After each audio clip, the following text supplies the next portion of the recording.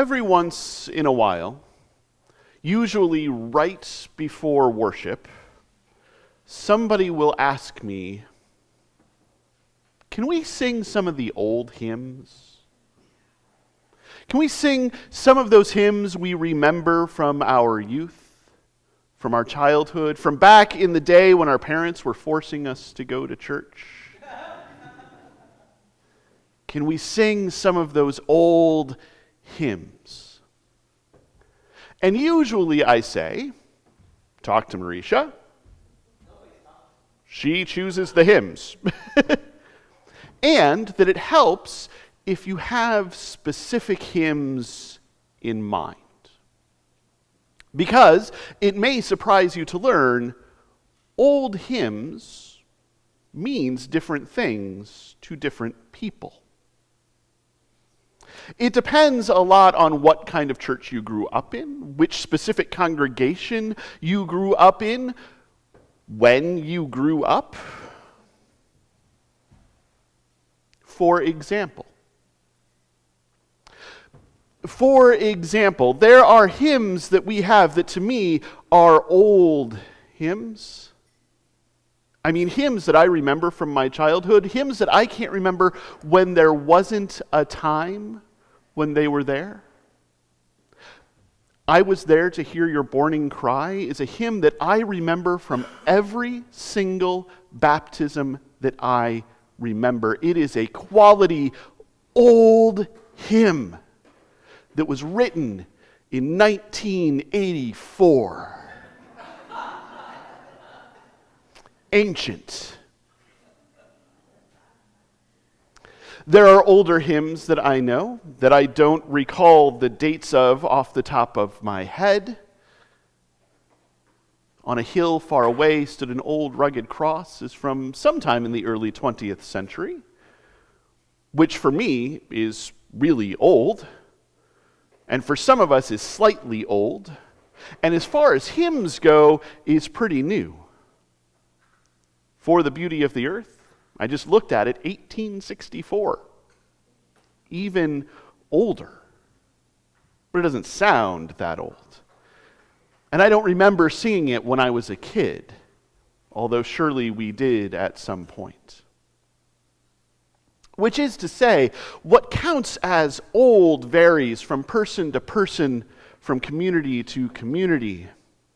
And what counts as a favorite old hymn, and not some strange ancient hymn that we have discarded, varies a lot. I like the old hymns. I really do. There's a reason that many of these hymns are classics. There's a reason that so many people remember them, even if they're not that old, even if they are that old, even if they're positively ancient. They stick with us. They stick to our souls. They are important. But it is also true that some of the old hymns, some of the old songs, some of the medieval chants, we have released. We have let go. And there are times when it's important to do that. There are times when the old hymns aren't really singable anymore. They don't follow the melodies that we're used to. They don't have the harmonies that we're used to. Or when the words don't mean what they used to anymore. There are also times when the old hymns were written by people who we discover are problematic. And we question whether we want to sing their words, as beautiful as they may be. The old is a mixed bag. There is good with it, and there is bad with it, and there's a lot of middle ground with it. And a lot of deciding what to keep and what to discard is difficult work. It is also true that sometimes, every now and then, usually right before worship, somebody will ask, can we sing something new? Something contemporary? Something with, a beat to it? And I say, go talk to Marisha. And it helps if you have specific songs in mind. There is a lot of good contemporary Christian music. There is also, to be fair, a lot of bad contemporary Christian music. There are options out there. And we are a congregation that can mix old and new, that can find ways to honor what was before and do cool things with what is now. And we are a congregation that can honor what is now and find cool things to do with what was before. Old and new can exist together. I'm talking about this obviously because we're in this sermon series, The Cup of Blessing. We're talking about wine. We're talking about how Jesus is the cup of blessing. And we have this scripture today about old and new. And Jesus is pointing out a bit of a problem. See, he's got this thing that feels new. This thing that feels different. This thing that isn't the way that people have been doing things. And he's getting asked some questions, and he says, look, you can't take new wine and pour it into an old wineskin. If you do that, well, that new wine is going to keep fermenting. It's going to keep expanding, and that old wineskin is going to have grown stiff. That old wineskin is going to have grown rigid. And as that wine expands, as that wine grows, it's going to burst that wineskin. That old wineskin is not going to be able to hold new wine. So you need a new wineskin. Something that is flexible. Something that'll stretch. Something that will grow with what is going on inside of it. If you're going to have new wine, you need it in a new thing. And it's going to be different from the thing that came before.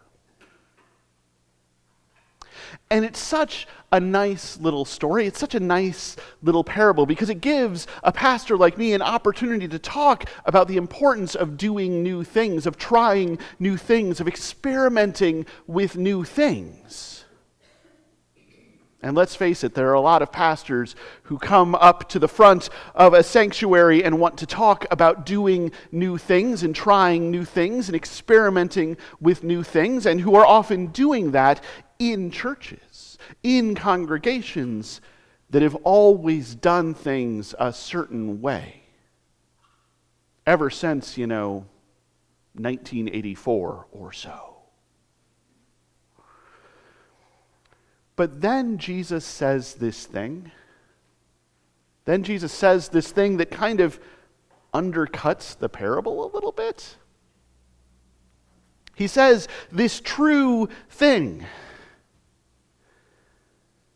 Once you've tasted the old wine, you don't want the new stuff. Once you've tasted the well-aged wine, you don't want the new stuff. Once you've had the wine that was at home in the old wineskin, you don't want the new stuff. The old stuff works well. And that's true. We have tried sometimes to do new stuff, and it hasn't worked. It hasn't felt right. We haven't been at home in it. And we've got the old stuff, and the old stuff feels good. We're used to it. We've been around it. And let's face it, when you find the right old stuff, you love the right old stuff. I don't know if you've ever seen those YouTube videos where some blessed child is experiencing classic rock for the first time, is listening to The Who for the first time, or the Rolling Stones for the first time, or since we're talking about old things, Wham! For the first time. I don't know. And is amazed by what came before. And is introduced to this whole world of the old. The old can be amazing, and once you have it, you don't necessarily want to let it go. But there is this thing about the old. There's this thing about old wine which can be such good, wonderful, amazing wine. It can have such complex flavors. It can have such beautiful bouquets. It can speak to your soul in some way.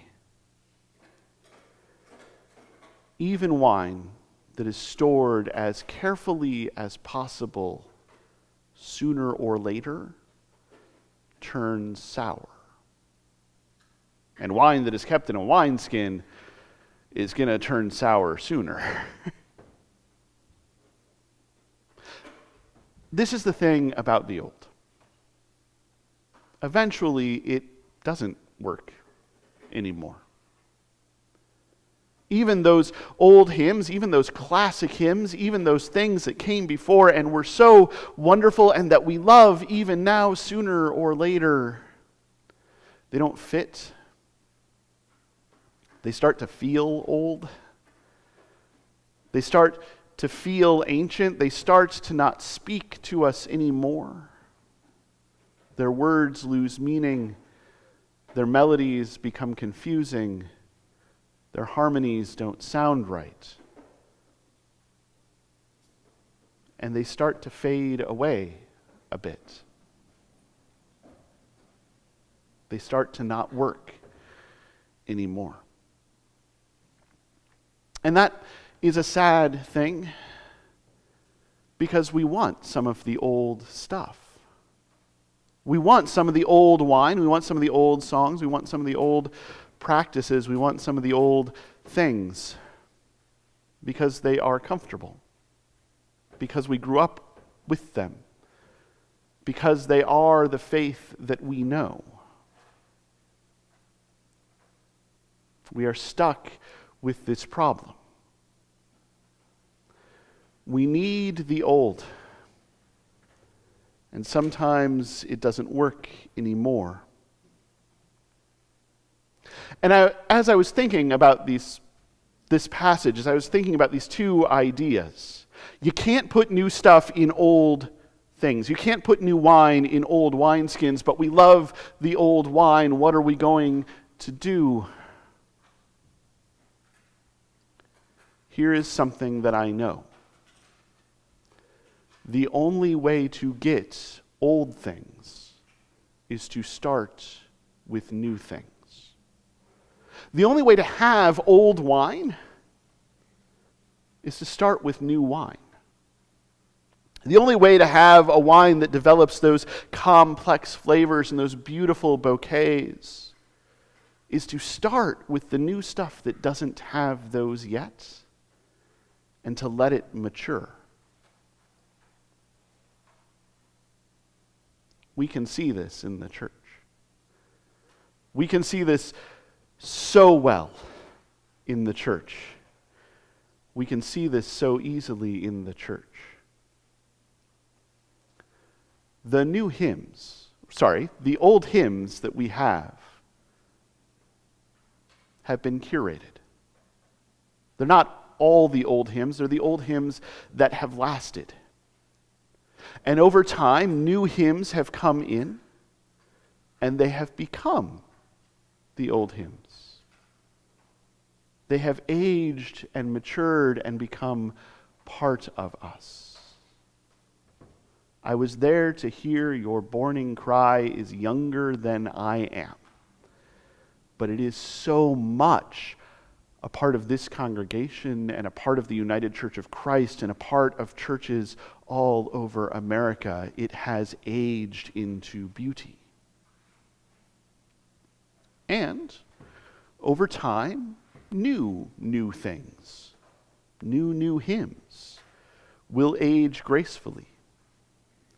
There is some hymn that is only as old as our youngest person here today. that one day will become an old hymn that people will remember and think of as something that has always been around. That's a metaphor, of course. Here's the reality for so many congregations. Here's a fact about so many congregations. So many congregations are getting grayer and grayer. Older and older, more and more aged. And here is a fact. They won't be that way forever. Because sooner or later, the grays, the older, the aged stop showing up. And unless there are younger, there are newer, there are browner and blonder, well, there won't be new people who can mature and grow and become the next generation of older people. This is a simple fact that unless congregations, including this one, open ourselves up to the possibilities of the new, the possibilities of the young, the possibilities of people who can't just be poured into old wineskins, eventually our own wine will sour, and no one will be there to drink it. And so, I'm not trying to make a hard call. I'm not trying to call you to something difficult. I'm not trying to call you to something that we cannot do. We can hold on to the old. The old wine is beautiful, and we can introduce old wine to new people. But it is also true that unless we accept and celebrate and try and experiment with the new, eventually there won't be any old left. And we won't have any new old things to replace it. And we will have no wine at all. So here's what it is. We are a congregation that is willing to be open. We are a congregation that is willing to experiment. We are a congregation that is willing to find, to celebrate new things, to try new hymns, to welcome new people, to do new stuff, to see how it works, to let it mature, to get used to it, while keeping that which came before. Honoring the old, welcoming the new. Honoring the new, remixing the old. And through all of that, finding something amazing. Something that can be shared with everyone. Something that can be passed around so that everyone can have a bit, and so that there is enough and more than enough. This is what Jesus is asking. Because Christ is constantly handing us something new. Christ is constantly handing us this gospel, this good news, this abundant life, this resurrection. And asking us to find new ways to spread it, new ways to live it, new ways to grow into it. And it is through doing that we actually find new and abundant life. It is through dying to what was and being resurrected to what is to be that we enter God's reign of love. So let us, God, let us honor the old, celebrate the new, and bring them together, that all of us, that everyone might drink from the cup of blessing.